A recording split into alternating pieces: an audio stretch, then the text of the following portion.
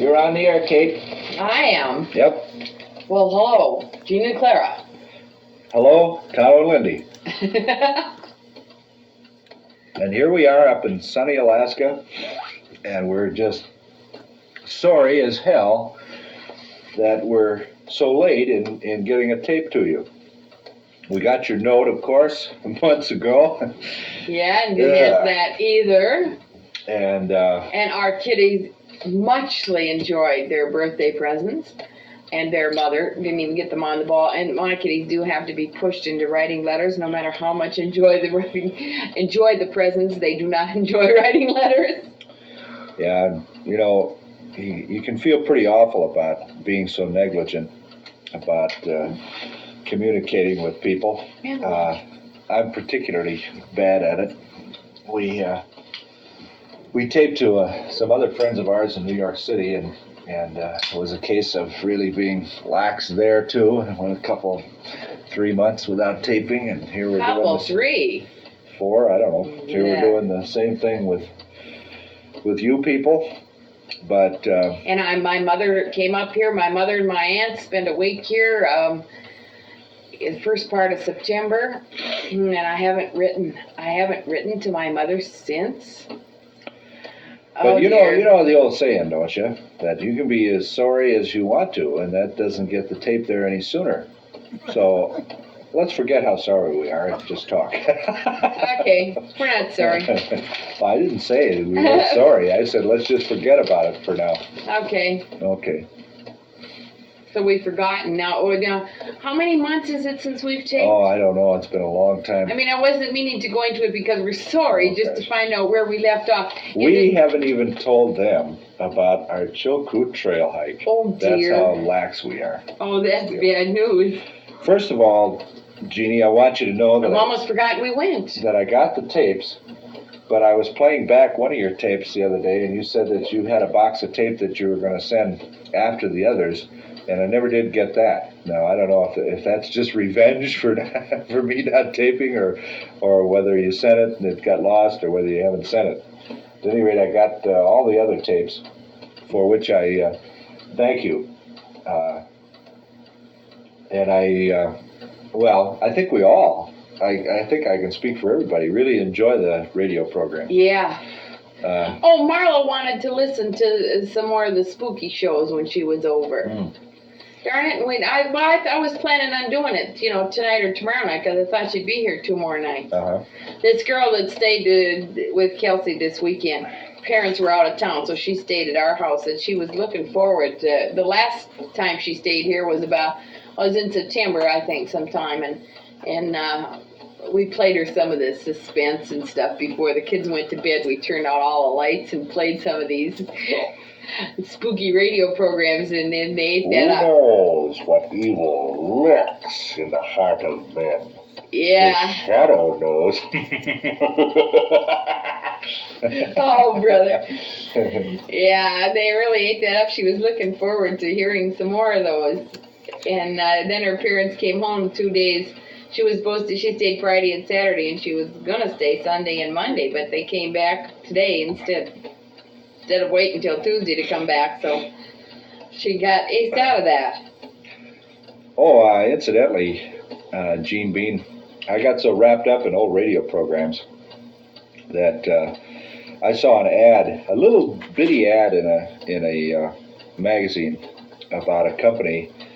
What is it? The Radiola Corporation or something like that it's called, in Croton-on-Hudson, New York. Maybe you've heard about it. Anyway, I answered the ad and sent for a catalog. And actually there are 2 companies. One is the Radiola Corporation, and then the other one I got was from a different company, Radio Yesteryear. And one of them makes 33 RPM records of old radio programs, and the other company just makes tapes. And I assume that these companies are kind of individual operators, and because the one company sent me a copy of their latest newsletter to people who buy tapes from them, and it was real folksy and really kind of funny. Matter of fact, I ought to send the letter along to you just for the heck of it. So what I did was I ordered 2 hours of radio programs from them on tape, and we'll see what happens. If if they're any good, why, and you're interested, I'll tape them for you and send them on to you. Let's see, I ordered 4 half-hour programs. One was, these are complete too, with all the radio commercials and all that kind of stuff. And one was Fibber McGee and Molly, half hour. One was I Love a Mystery, a half-hour program. And let's see, what were the other two? Okay. Well, I don't remember because you never did tell me. What the heck were they? I can't remember when you never do tell me. Oh yeah, one was a Lone Ranger, half-hour one. And I can't remember what the fourth one was. Anyway, they charge you $20 or $10 an hour for tape.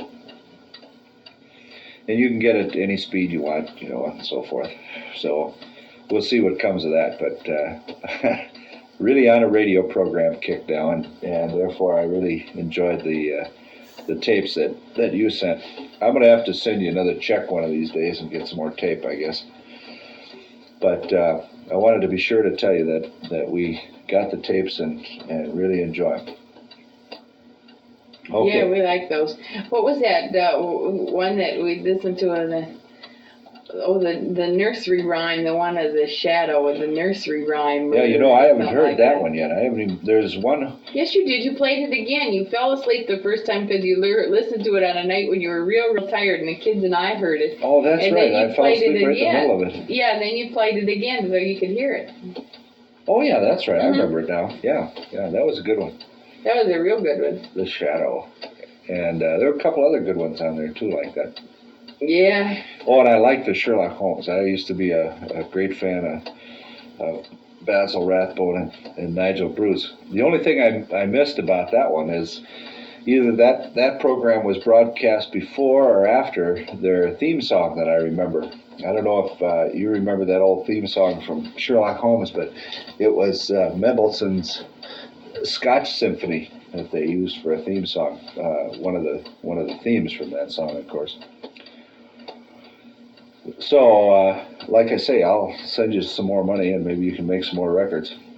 The Orthodox bishop here in town told me that about 1:30 in the morning, he gets a radio station from someplace that broadcasts old radio programs. I like Kate has said, I guess I'm getting too stodgy, but I just can't stay up till 1:30 in the morning to try to get it. Well, let's see. What should we do? Should we tell them about the Chilkoot or what? Yeah. Okay, God, I sure as hell hope we haven't told him about the Chilkoot. This would be pretty dull. But I'm sure that in his note that he said that we hadn't. Not in his note. It was their last tape. If you can remember back that far. Okay. That we haven't answered. All right. Well, that was quite a while ago. What do you remember about the Chilkoot, Kate? Well, it was big hike. That's all you remember? Yeah. Really? Well, that's kind of a short report. Well, start it out with all our big, expensive, fancy equipment, which put us in hock for how long? For as long as it took to write the check. Yeah, I know, but gee whiz, it spoiled our savings program. We finally got on the savings program this year, you guys, and that kiboshed it. Are we back on it yet? No. Oh, Kate's been managing our money, so I don't even know where we stand. All I know is I got to fight like hell to get $10 a week out of her. He snitches and stashes it in his briefcase. I was looking through his briefcase one day and he had a $20 bill stashed in there. He tells me he can't get any money out of me, so he stashes it away. He sneaks. Which I promptly donated to a local political campaign. Which was... The guy lost. Yeah. Probably because you donated. Snitched funds. It wasn't snitched funds. I told you that was money I'd saved out of my $10 allowance. Yeah, but then you copped $25 off me last week. Yeah, well, that was for your birthday present. Yeah, but you spent $8.50 on my birthday. So what happened to the other $16.50? There might be another political campaign coming. Yeah, well, the other $16.50 got copped.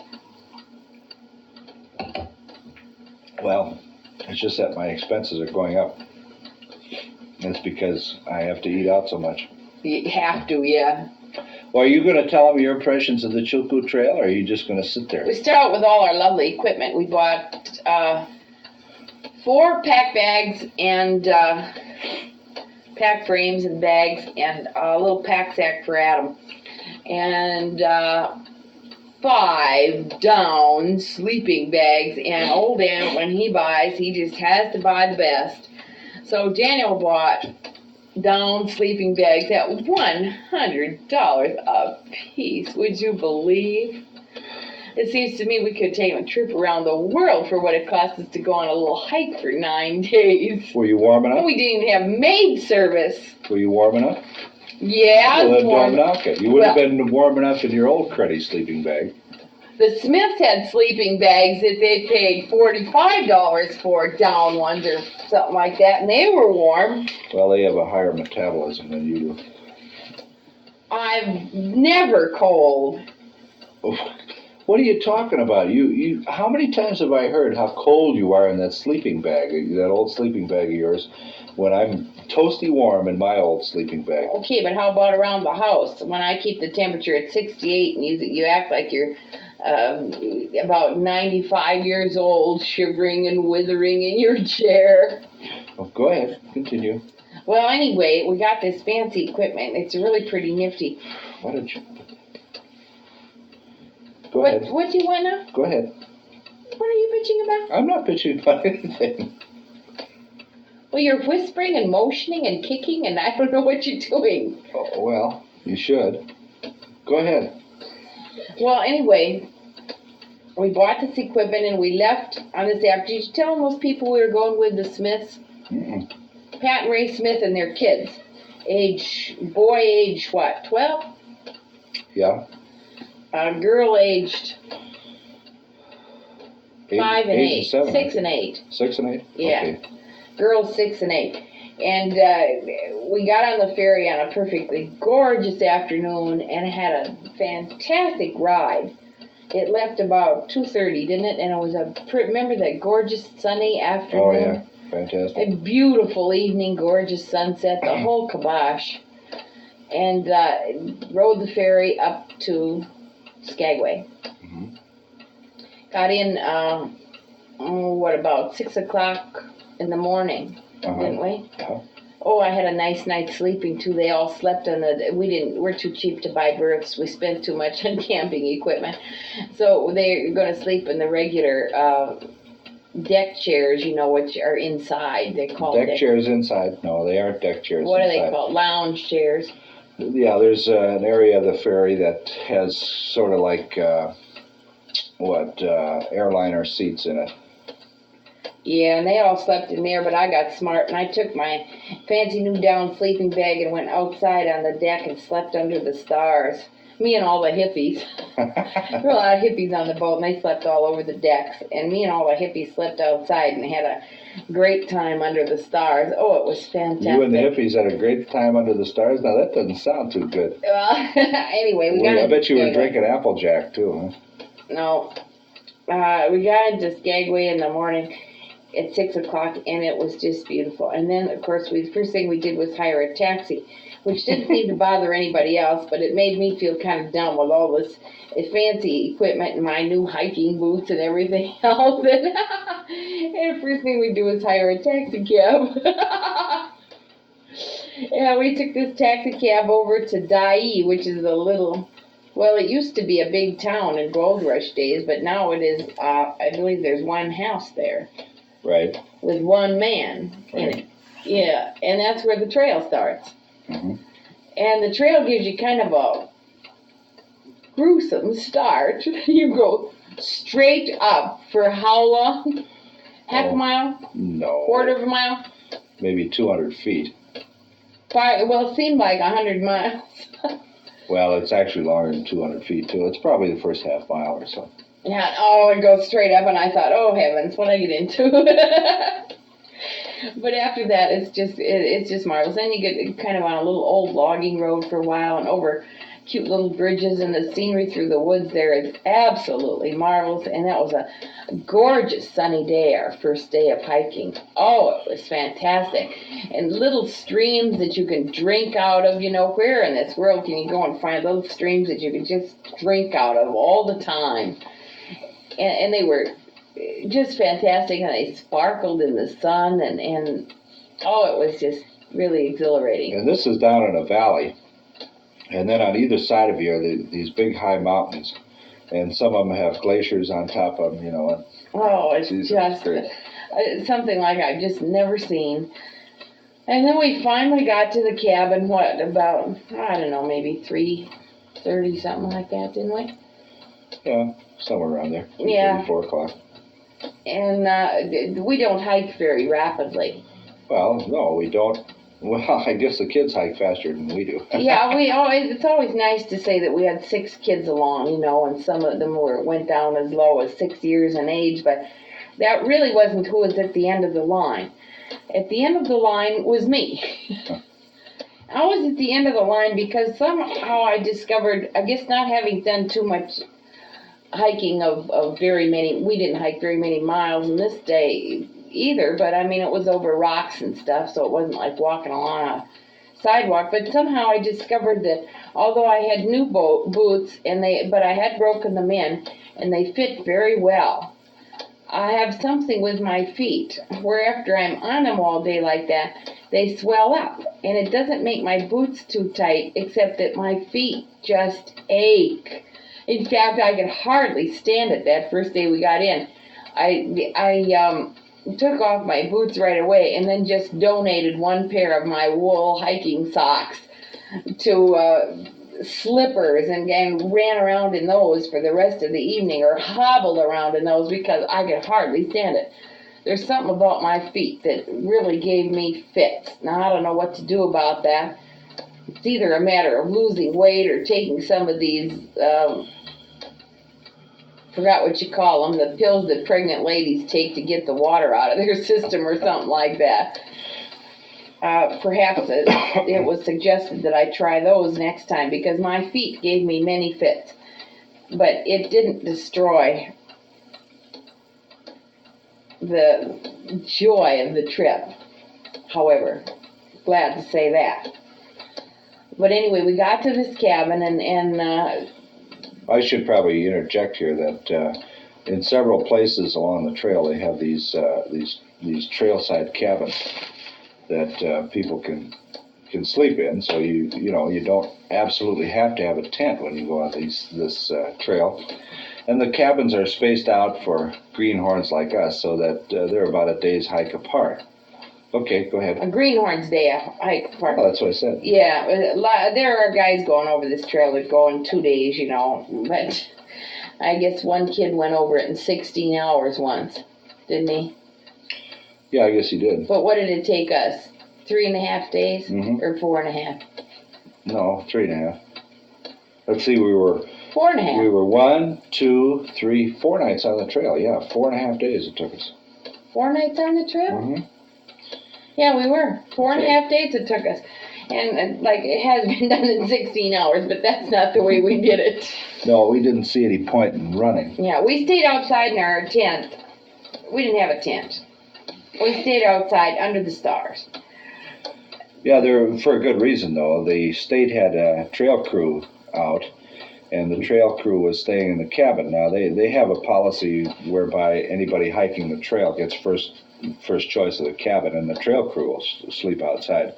But it was such a beautiful day and also a beautiful night, why we just, told them, you guys stay in the cabin, we'll sleep out under the stars. Which we did, and it was very enjoyable, except about, 4 a.m., it started to rain a few drops. And well, since we didn't have any shelter and we didn't want to get our equipment all wet, everybody immediately, the first drop on somebody's nose woke them up, and we woke all the kids up, got all our equipment packed up, and of course by the time that we had all our sleeping bags rolled and everything all packed up, it quit raining. It was just a very short sprinkle. It was good, though. It got us an early start. But we sure did get an early start that morning. And then we went over to some old ruins, didn't we? It took about a mile off the trail. Yeah, Side trip. Canyon City it was called. Yeah, and that was a lot of fun. Some of the old relics were kind of interesting that are still there. What are some of them? Well, like the big boiler for the power plant was still there. Yeah, it used to be a regular city on the trail with a hotel and restaurants and the whole kibosh. Yeah, this is pretty primitive stuff, though. Primitive hotel and primitive restaurants. You know, it wasn't a fine city or anything, but... No, but I mean, it was, as far as number of people involved, fairly substantial. Yeah, right.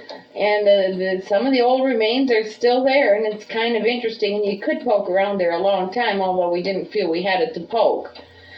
So we didn't poke too long.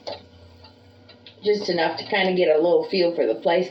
And that day it was kind of, it's kind of drizzly all day and a little gray, drizzled on and off, but it was really very pretty through the woods. And it didn't the clouds pour. were pretty high. They covered the mountain peaks, but you could see these glaciers sticking down below the clouds. Remember that? Yeah, yeah. And there are all kinds of beautiful little waterfalls and things, remember? Oh, yeah. Geez, waterfalls all over the place, remember? Oh, You just couldn't get away from the sound of rushing water. Oh, not all that the we time. wanted to. No, it just sounded great, and you could hear it all over from the little Taya River that goes along through there, and the trail goes by it, or not too far from it. Many places. Some places you cross. Well, yeah, that was a little later though. When it got smaller, you cross it once in a while. So that next night, then we, the first day, except for the first half mile, was pretty flat, and then the second day we started going up more toward the pass. And where was the cabin that second day? Sheep camp. Yeah, sheep camp was called. Okay, go ahead. On the sheep camp, it was pouring that night. We didn't want to stay outside. No, there was a trail crew there, too. Yeah, and they offered to move outside, too, but you just didn't have the heart. It was, by the time we got in there, it really started to pour. Really pour. Yeah, it really came down. And so we decided that we would all stay in the cabin. And then two other guys came along, and there were...